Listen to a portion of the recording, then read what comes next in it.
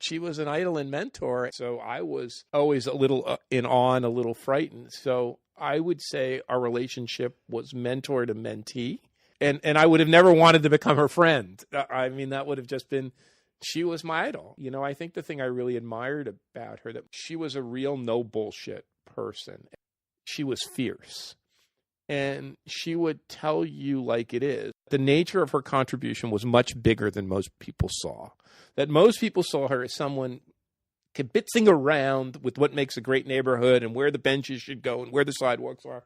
I saw her as a massive social and economic thinker in the category of Marx and Schumpeter.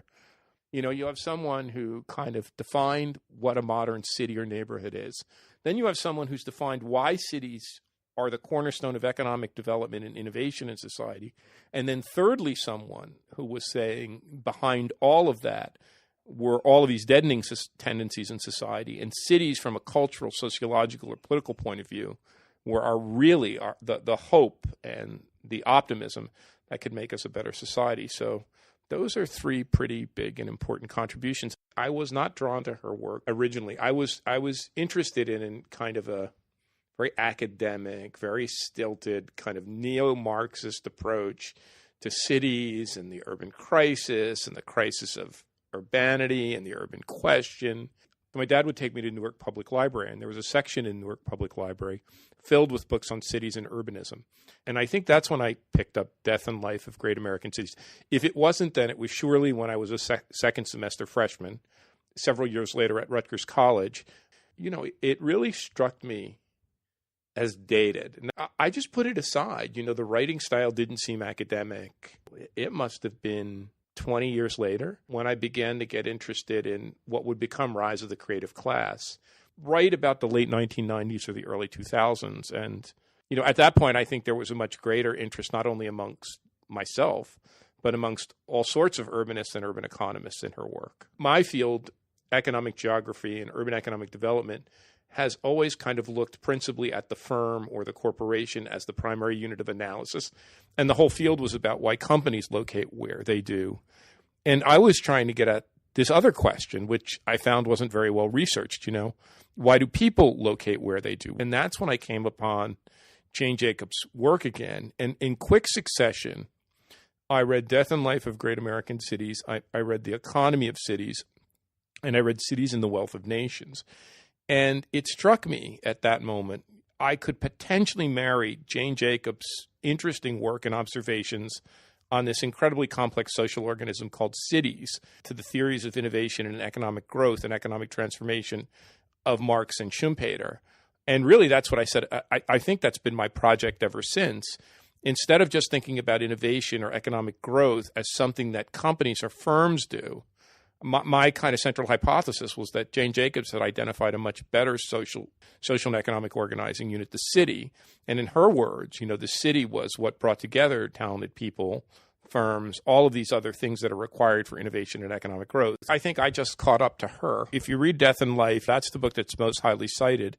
And that's the book that's really talking about what really makes neighborhoods go and how neighborhoods and cities are really put together and why they're bottom up and they come from people and citizens and residents and workers and why planning is a big mistake. But her two more interesting books are The Economy of Cities and Cities and the Wealth of Nations. I had a friend in Pittsburgh named Bill Steigerwald. He was a writer for the Pittsburgh Tribune-Review, and Bill had done an interview with Jane Jacobs for Reason magazine in 2001. And he had asked her, what do you think was your most important contribution? What would you want to be remembered for?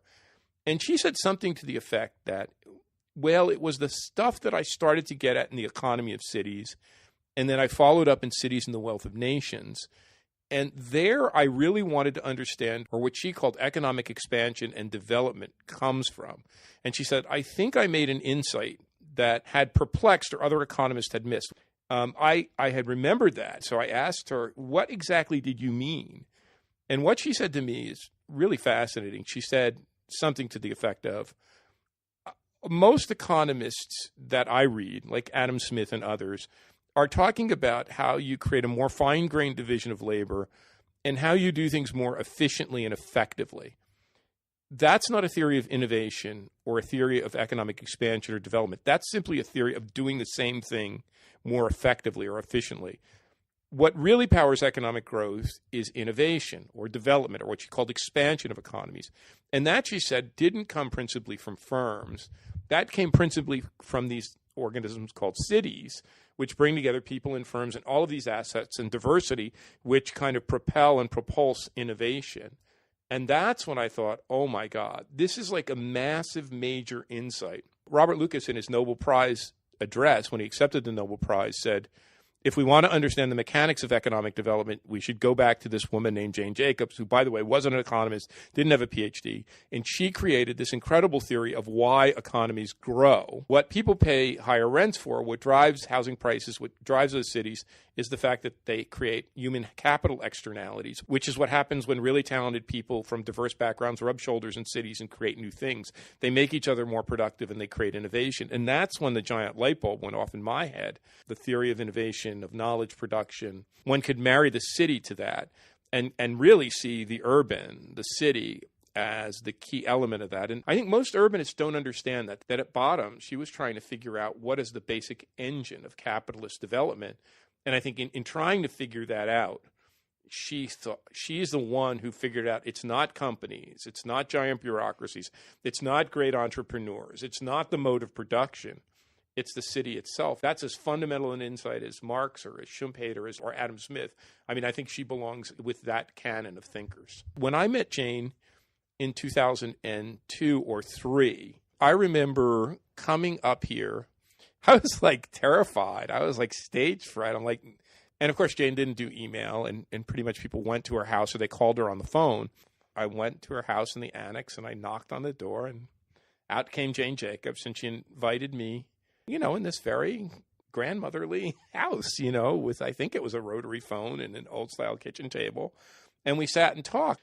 She had a couple things to tell me. One, she wanted to know why I would stay in this horrific place called a university. She just couldn't for the life of me understand why I would be in a university. And she told the story about when she had gotten the grant from the Rockefeller Foundation to write what became Death and Life of Great American Cities in the late 1950s. She got a message from these big shot professors at Harvard and MIT who wanted to come to meet with her, and they took her to lunch at 21. They kept telling her what to do, like you should do a survey and you should ask these questions and you should come to Boston. And they just kept pushing her and pushing her. And she just said, I thanked them for lunch, and I went home and I told my husband, if this is what they're going to do, and 40-year-old professional woman, can you imagine the damage they inflict on their students? We talked a lot about gentrification. And I was asking her about what she thought of what was happening in New York and Soho. And she said, yeah, I see it. I see my old neighborhood. I see these, great shops and hardware stores and bars being displaced. But she said, Richard, New York is a big place. And that's when she said, when a place gets pouring, even the rich people leave. And I was like, what do you mean? She meant, well, you look at some of these great neighborhoods and cities, whether that's Detroit or Pittsburgh or even parts of New York that are run down, and you see all these mansions that have been abandoned and dilapidated and converted into rooming houses. They were very affluent, dynamic places at one time. So she said, New York has lots of them. It's a big metropolitan area. It has lots of these places.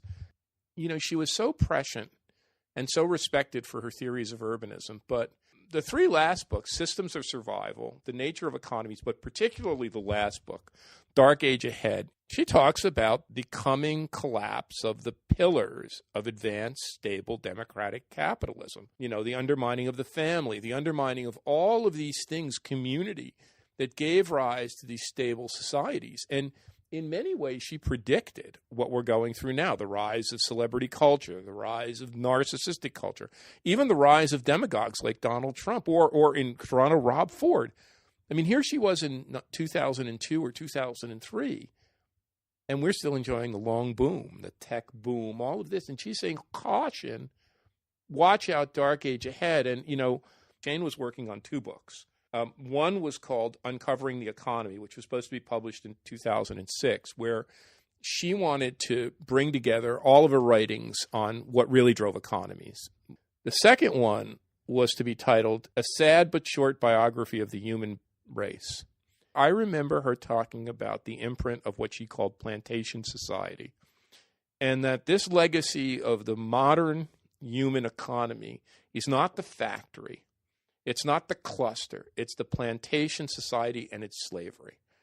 and the ravages, the exploitativeness of feudalism, plantation society, were imprinted on us in a way that we could not escape. I've come to conclude that while we all think of Jane as a great optimist, I think her primary motivation was pessimism. And I think she was a product of her time.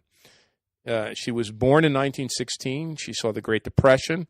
She saw World War II. She saw the onset of mass bureaucratic society. She saw the rise of fascism, of communism turned terrible. But I think she was optimistic for a very basic reason.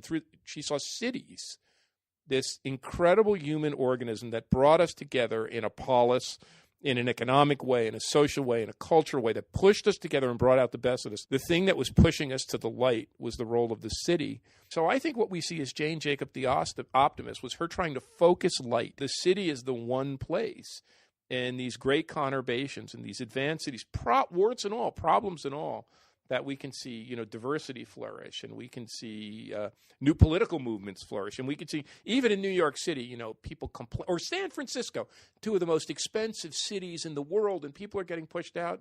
These are the places where new political movements and new political issues are surfacing, and that's where Dark Age Ahead and a sad but short biography of the human race fit in as part of a much bigger project that was saying, there are a lot of very deadening, dumbifying, pessimistic tendencies in society. Maybe what got her so mad at the Robert Moseses of the world is they were killing this thing off.